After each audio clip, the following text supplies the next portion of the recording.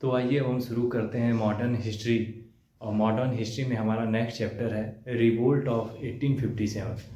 1857 का रिवोल्ट, ये रिवोल्ट एक ऐसा वार हुआ, एक ऐसा युद्ध हुआ था जो अंग्रेज जाते जाते तक भी नहीं भूले थे।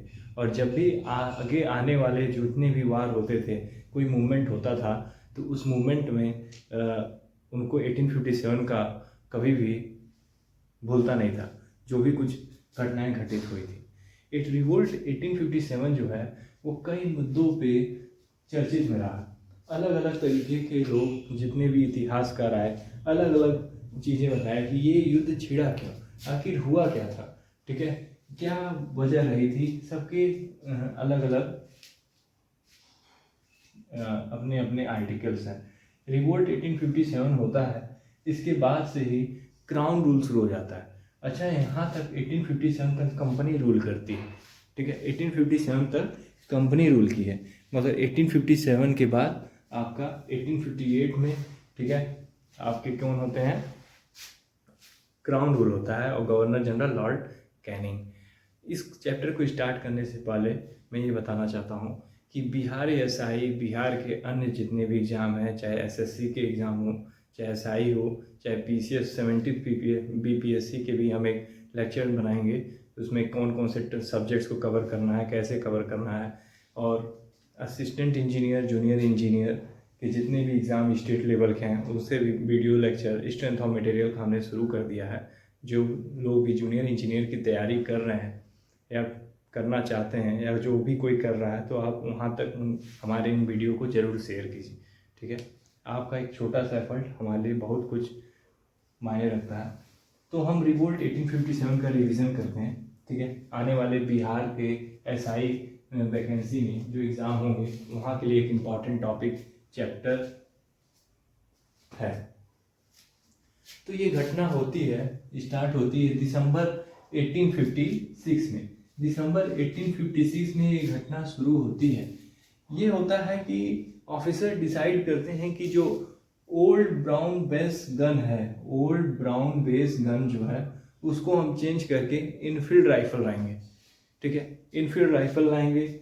इस चीज़ का जो ये टेस्ट करेंगे, जो नया राइफल लाएंगे इनफील्ड राइफल, इसको 3 जगह टेस्ट करने का सेंटर लगाए थे, दमदम में, अंबाला में और सियालकोट में। दमदम में, अंबाला में, सियालकोट में ये टेस्ट करने वाले थे। मगर ये घटना, ये चीज़ें टेस्ट हो, जनवरी 1857 में एक हवा बनती है। हवा ये बनती है कि जो नया इनफील्ड राइफल आ रहा है, उसको दांत से चबाना है, उसको दांत से हमें चबाना है, और जब वो चबाया जाएगा तो उसमें हमारे धर्म का विनाश होगा, ठीक है। क्योंकि मुस्लिम जो थे उनका एक अलग वो मानना था, हिंदू थे तो उनका अलग मानना था। रूमर ये फैल गया था, अंधविश्वास या जो भी हवा बनी थी, कि उसमें बीफ का उसमें मिला हुआ है और पिग का उसमें यूज किया गया है। पिग का मतलब पोर और बीफ को मिलाकर वो कार्ट्रिज गोली बनाई गई है, बारूद बनाया गया जो इसको भरा जाता है। इससे क्या हुआ, हिंदू भाइयों में और मुस्लिम भाइयों में एक ये हो गया कि अगर हम इस चीज़ को अपने दांत के नीचे चबाएंगे तो हमारा धर्म नष्ट हो जाएगा। इससे क्या हुआ, हिंदू और मुस्लिम यूनिटी बढ़ी, हिंदू मुस्लिम एक साथ आए और एक साथ मिलकर इन्होंने एक यूनाइटेड मतलब रिस्ट्रिक्शंस किया कि हम ये काम नहीं करेंगे, इसको हम दांत से नहीं चबाएंगे। तभी ये ह्यूमर जो फैलता है। 29 मार्च 1857 को बरकपुर में सोल्जर्स विरोध कर देते हैं।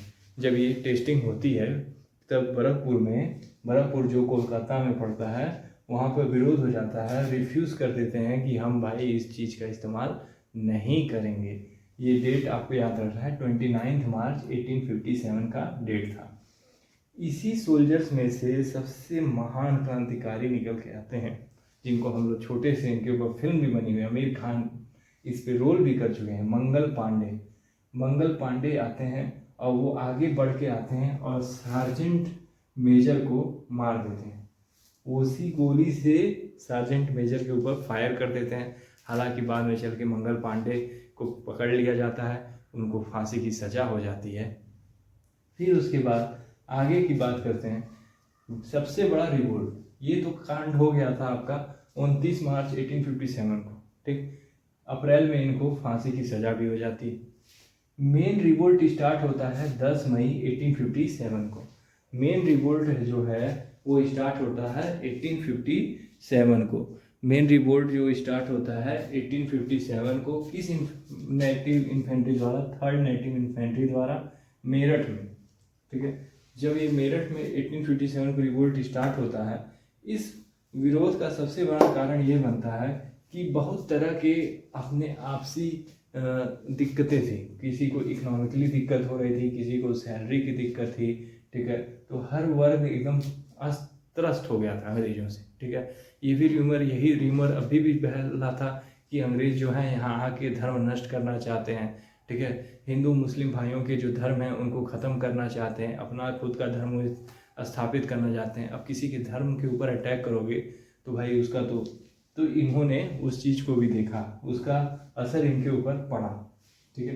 तब ये जब 10 मई 1857 को मेरठ में जब ये रिवोल्ट होता है थर्ड नेटिव इन्फेंट्री द्वारा, तो एक खूब बड़ी भीड़ निकलती है, ठीक है। खूब बड़ी भीड़ निकलती है सोल्जर्स की, एकदम धावा बोल देते हैं जेल में। जेल के जितने अंदर कैदी बंद रहते हैं वो कैद वो सब तोड़ देते हैं, अंदर के भारतीय को शासकों को सबको बाहर रिलीज़ कर देते हैं, और ये सब मिल के दिल्ली की तरफ कूच कर जाते हैं। दिल्ली की तरफ वो जाते हैं तो उनके सामने सोल्जर मेजर आते हैं, जनरल हेविट उनके सामने खड़े होते हैं। 2200 सोल्जर्स के साथ दिल्ली गेट पे वो रहते हैं। दिल्ली की तरफ जब ये लोग बढ़ते हैं, मगर जनरल हेविट ने हिम्मत नहीं दिखाई कि इस तूफान को रोक सकें, और वो चुपचाप साइलेंट होके अपनी जगह पे देखते रहते हैं, जो हो रहा है उसको होने देते हैं। दिल्ली को कैप्चर कर लिया जाता है 12 मई 1857 को। ये डेट कब स्टार्ट हुआ था, मेन रिवोल्ट कब स्टार्ट हुआ था? 10 मई 1857 को। कहाँ से? मेरठ से। किस नेटिव इन्फेंट्री द्वारा? थर्ड नेटिव इन्फेंट्री द्वारा। दिल्ली को कब कैप्चर किया गया? डेट याद रखना है, 12 मई 1857 को।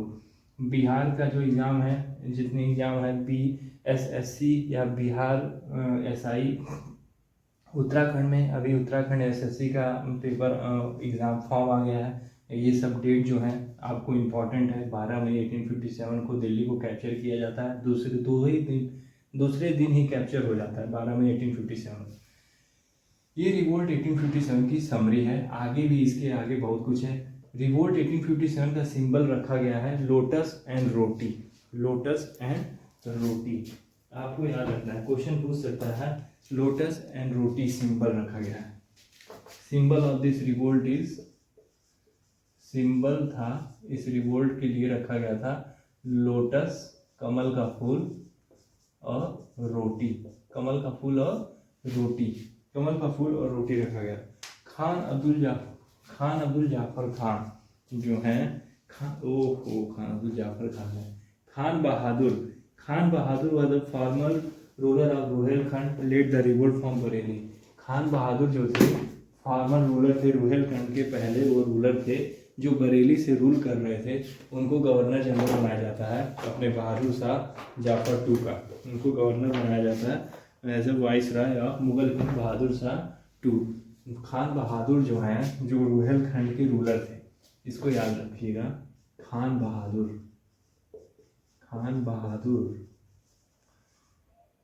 जो फॉर्मर रूलर थे,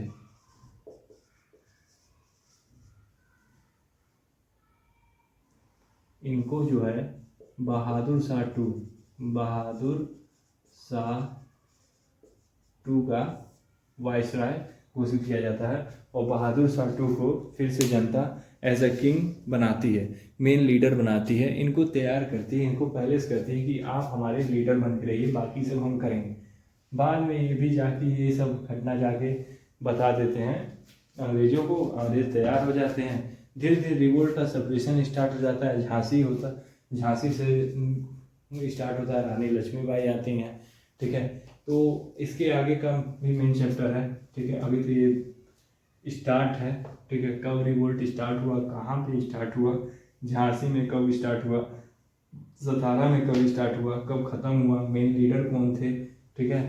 और लखनऊ में कौन था, कानपुर में कौन था, रिवोल्ट को दबाने वाले कौन थे, ठीक है। ये सारे मेन जो इम्पोर्टेंट टॉपिक्स हैं, पॉइंट्स हैं, उसको हम डिस्कस करेंगे अपने नेक्स्ट वीडियो में। इस वीडियो को हम यहीं पे रोकते हैं, ठीक है, नहीं तो वीडियो और लॉन्ग होगा, बोरिंग हो जाएगा। शॉर्ट रहे, समझ में आए, इम्पॉर्टेंट मटेरियल हमको मिलते जाए जो हमारे एग्ज़ाम्स में इम्पॉर्टेंट है, एग्ज़ाम्स में क्वेश्चंस पूछेंगे।